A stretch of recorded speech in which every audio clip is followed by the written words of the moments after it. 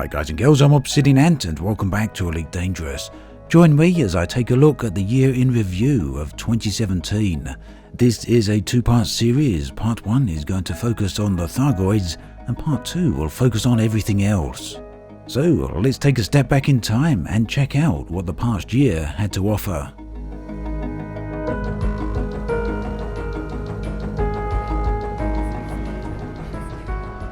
The first week of 2017 began with a pretty big event within the world of Elite Dangerous. The Thargoids finally revealed themselves and made themselves known. Up until this point, players had been travelling around innocuously enough within the Pleiades sector. But at the beginning of 2017, players soon found out that they were being watched. On a chance encounter jumping between systems, players were getting interdicted by these unknown vessels. The suspicions were high, of course, that these were Thargoids, but that was not to be confirmed until much later. So the year very much began on a high, and it seemed as though the Thargoid invasion was right around the corner. However, in what was going to be a continuing trend, players found themselves waiting, and waiting, and waiting. Yet it was not a wait in complete silence. There were still many events unfolding around the galaxy. Many months after their arrival within the Pleiades sector interdicting players, the aliens were next seen on planetary surfaces interacting with the so-called barnacles. This event caused huge excitement, with many players heading out this way to witness the event for themselves. More than a few, however, were left disappointed. Despite waiting many hours, they were never to see this sight. Many others, however, not only witnessed this sight, but got caught up literally within the tractor beam.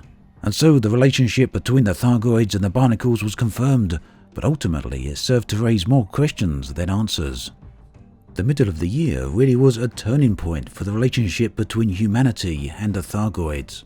A Federation fleet had been attacked with seeming impunity. A part of the fleet was a Federal capital ship.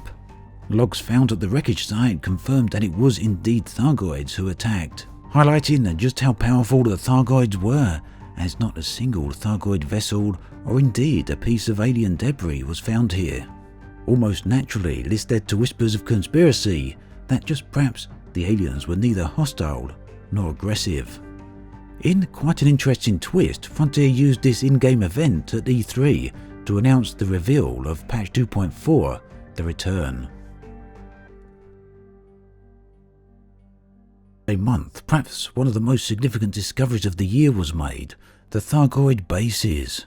Yet, even at this point, 6 months later, it's still unclear exactly what these places are for. One thing we do know is that the structures are entirely organic. Inside was located a new type of technology, the Unknown Link, now called the Thargoid Link. These small pieces of technology were key components in activating the machine inside the structure's central chamber. A machine which, once activated, displayed which has now been confirmed to be a star map. A map that was presented in a beautiful and stunning way. Yet what this map means or where it leads is still unknown. Yet this is not the only function of the machine, placing within it another piece of alien technology from another alien faction known as the Guardians. The machine appeared to react in an extremely aggressive manner, and this light show was more than capable of destroying any nearby vehicles.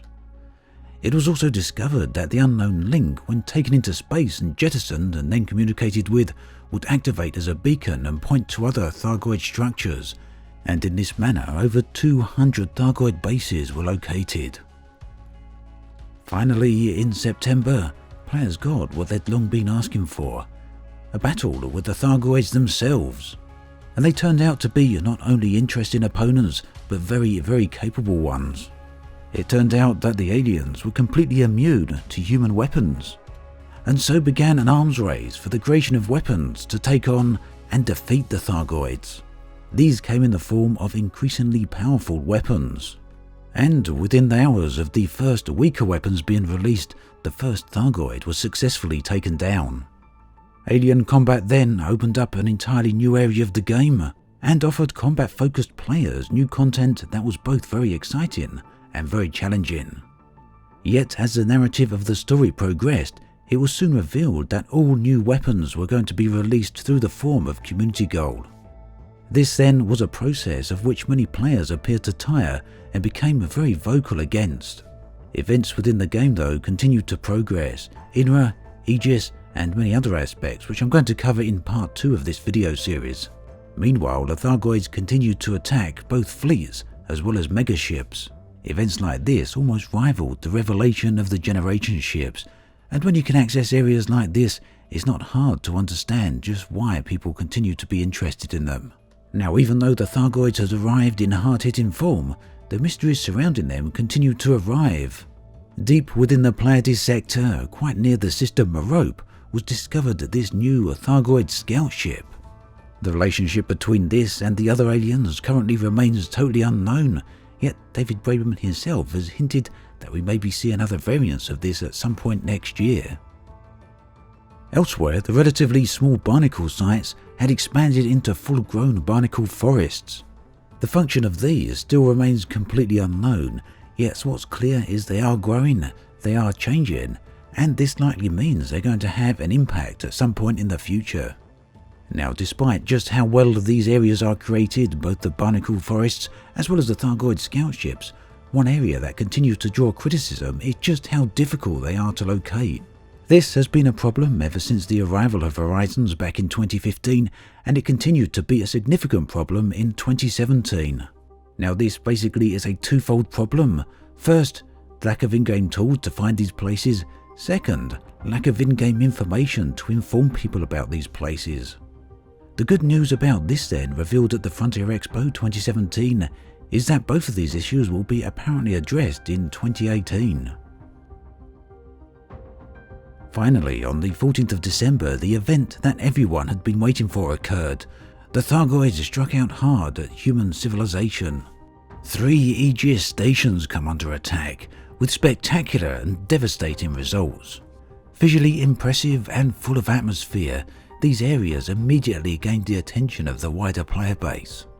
What's more is that Frontier took the opportunity to finally tie together numerous game loops. Movable mega ships, passenger ships, system states and dynamic missions all tied together to serve a singular purpose. This attack then has brought with it a rather satisfying conclusion to 2017 and the year of the Thargoids. A year which has been full of alien activity and amazing set pieces and content, but a year of content nonetheless which has fairly and reasonably been criticised as being drawn out and far too slow. But even with that said, even with that in mind, standing at this end of 2017 and looking back, it's hard to not be impressed by just how far this aspect of the game has come. Check out part 2 for all the other aspects of Elite Dangerous in 2017, as well as my thoughts for the year as a whole. As always, thanks for watching, and I'll catch you guys and girls next time.